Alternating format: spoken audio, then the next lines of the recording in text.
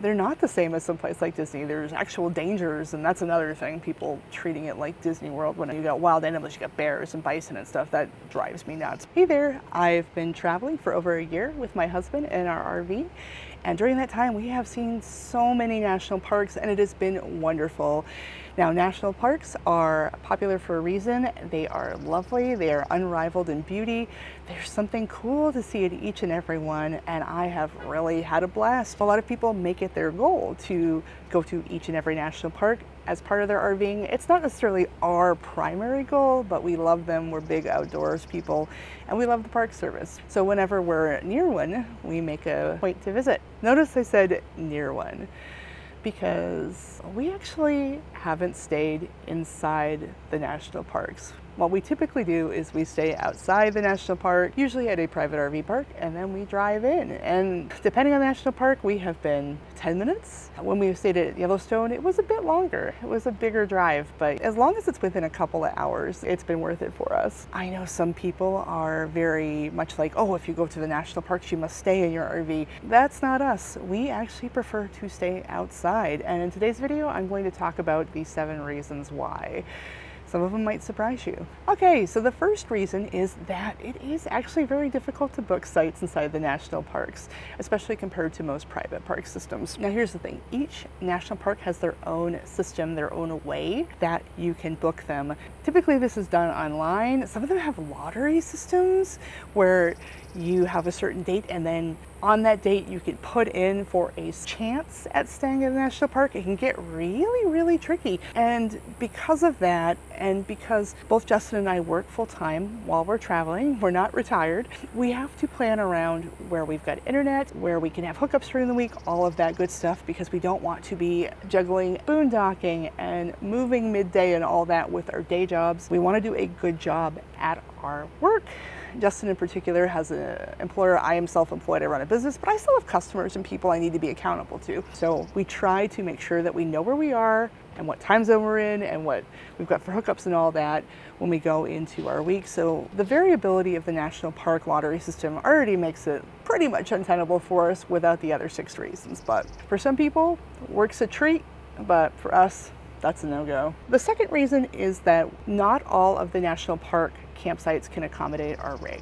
Again, park to park is different, and you will find that within the national park system. Depending on which one you want to visit, they all have different rules and different ways that they can accommodate you. But at 32 feet, a lot of the parks can't accommodate us, and if they can, they only have a certain number of sites, especially ones that are full hookup. They either don't have spots at all, or they only have a few, and those book up fast because a lot of RVs are even much bigger than that, 40, 45 feet. It gets harder for us to be in that lottery. If we had a smaller RV, if we had like a truck camper or like a little Airstream, it would be a different calculus, but that's another strike against it for us. The third reason is that we really need full hookups. Some of the national parks have full hookups, at least at some of the sites, but it's another way that it becomes harder for us to book. Like I said, Justin works full time, he's a manager, he has a lot of Zoom meetings, he needs to look presentable, so he needs to take showers regularly, and that's not always feasible in every campground. So for us, we're much more likely to find that consistently at private RV parks and have that transparency going. And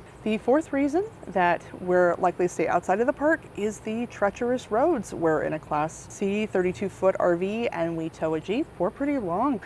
There are actually places, in Big Bend, for example, we wouldn't want to drive the RV. There's a mountainous road that you can't take RVs over a certain length. Now, normally you can get to the campgrounds in RVs. There are a few exceptions, and they do list them. It's park by park, campground by campground.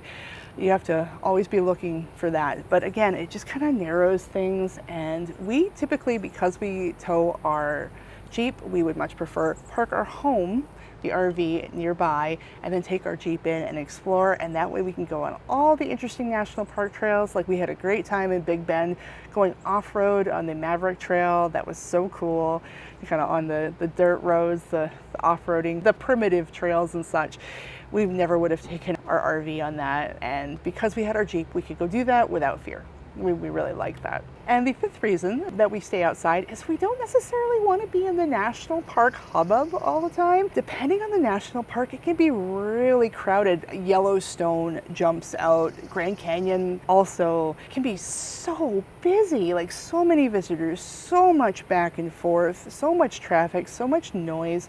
You know, it sounds funny because it's a national park, it's pristine, but honestly, some of them have turned almost into Disney World. Like I said, Yellowstone and Grand Canyon really stick out. The interior traffic at Yellowstone in particular would have been a nightmare. We would have constantly been in it. It was nice to be able to leave Yellowstone, go back to where we were staying, the private RV park in Cody, Wyoming. It was nice to be able to go back to our RV park and just kind of chill and not be in that traffic all the time, kind of drive around and just be in like a regular little town. Same with other places we've stayed versus like, we're in Yellowstone the whole time. I think that's a side effect of the national parks getting more popular. They're not the same as someplace like Disney. There's actual dangers, and that's another thing, people treating it like Disney World when you got wild animals, you got bears and bison and stuff. That drives me nuts. But setting that aside, just the congestion and the popularity, I like to be away from that, especially during the work week when we get stuff done. You stay and you work, and then on the weekend or the nights, or you take the morning off, you go in, you take some time off, you go into the park, and you can really focus and enjoy yourself. So I like having that separation and not be staying